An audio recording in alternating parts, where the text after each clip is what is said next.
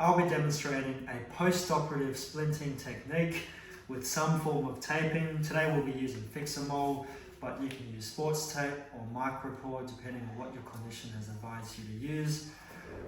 Usually after hammer toe surgery, we get your toe from a curled position to a nice and straight position. But even after hammer toe surgery, we still like to maintain the correction by splinting the toe nice and straight to allow the soft tissue and scar tissue to remodel to maintain the alignment. Typically you would splint the toe for about 2 to 3 months after surgery, but everyone's a tiny bit different and it depends on your surgeon's orders. Now, there's 2 different ways you can cut the Fix-A-Mole. If you cut the Fix-A-Mole along its width, you will notice that the Fix-A-Mole has a tendency to stretch. And because it stretches, it doesn't maintain its shape and form and structure. It doesn't work as a post-operative splint. So how you cut the Fix-A-Mole is along its length instead. So let's cut a few strips along its length. And you will notice if you cut it along its length, the Fix-A-Mole does not stretch and it forms as a stable structure as a post-operative splint. So let's bring the camera to Georgia.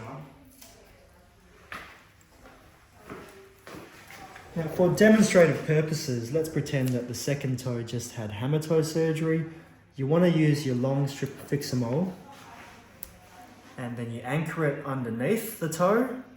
You come on top, you almost exaggerate the correction a tiny bit, and then you anchor the Fix-A-Mole over on top of the patient's foot.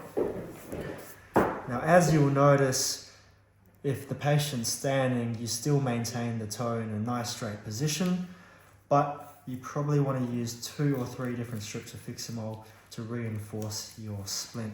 So once again, we'll come behind so we can see. So see how we're anchoring the tape underneath the toe? Great, and then we'll come around now.